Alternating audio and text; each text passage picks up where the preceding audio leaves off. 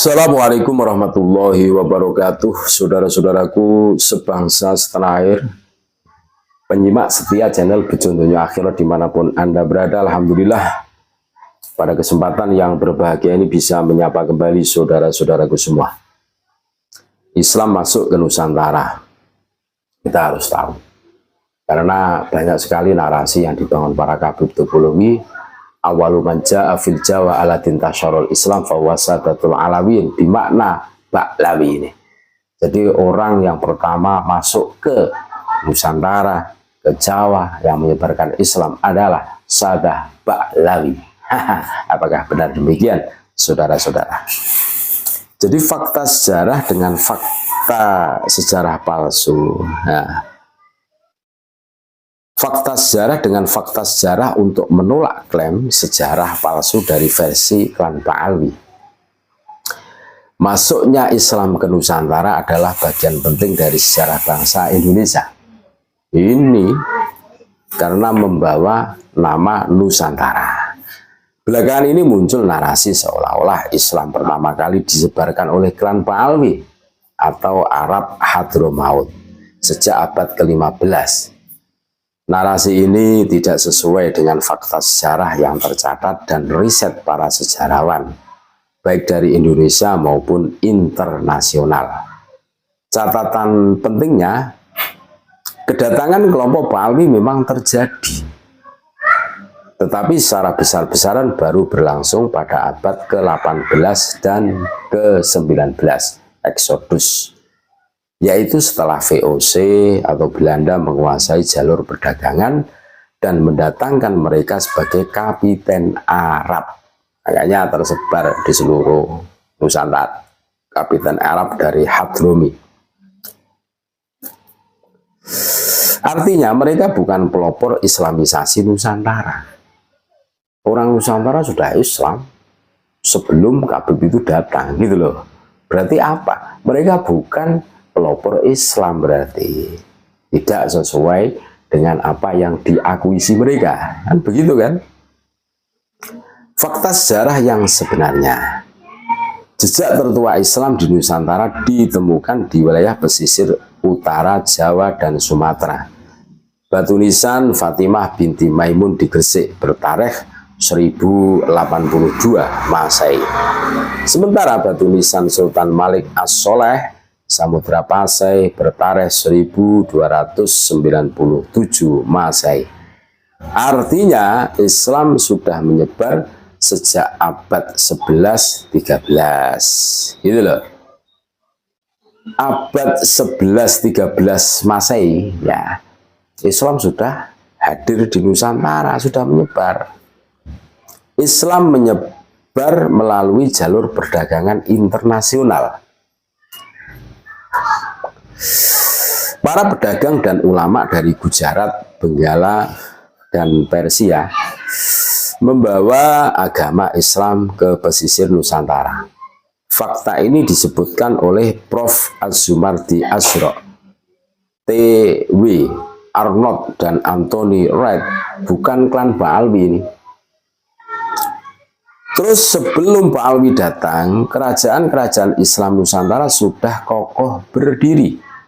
Kesultanan Samudra Pasai berdiri pada abad ke-13. Kesultanan Demak di Jawa berdiri pada tahun 1478. Berarti abad 15, kan gitu kan. Kesultanan Banjar di Kalimantan sudah berdiri pada 1526, abad 16 berarti. Kesultanan Ternate dan Tidore di Maluku telah eksis sejak abad ke-15. Dengan kata lain, Islam sudah mapan jauh sebelum klan Ba'alwi datang ke Nusantara. Kedatangan klan Ba'alwi secara masif baru terjadi setelah VOC berkuasa. Arsip VOC di Belanda mencatat bahwa para Sayyid atau Hadromi baru didatangkan pada abad ke-18 dan ditempatkan sebagai kapitan Arab atau pemimpin komunitas Arab binaan kolonial di Batavia, Semarang, Surabaya, dan Makassar. Mereka masuk dalam struktur kolonial, bukan dalam barisan penyebar Islam atau pejuang pribumi. Jelas. Ulama-ulama penyebar Islam pertama di Nusantara berasal dari kalangan pribumi yang belajar ke pusat-pusat Islam di India dan Persia.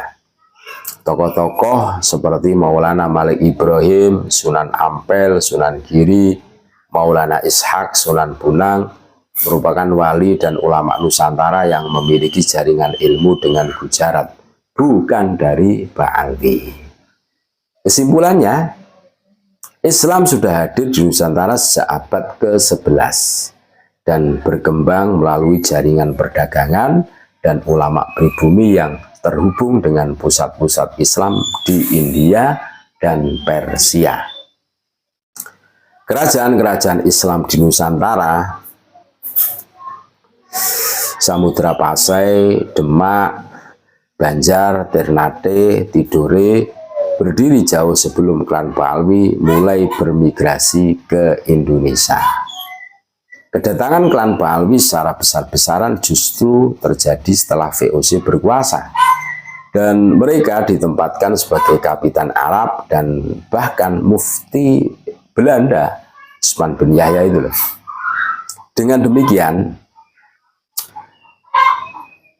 klaim bahwa klan Palwi menyebarkan Islam pertama kali di Nusantara tidak berdasar, saudara-saudaraku, dan bertentangan dengan fakta sejarah. Sejarah tidak pernah bisa diubah. Islam ditegakkan di Nusantara oleh ulama pribumi dan jaringan keilmuan lintas benua, bukan oleh privilege nasab. Jelas, saudara-saudaraku.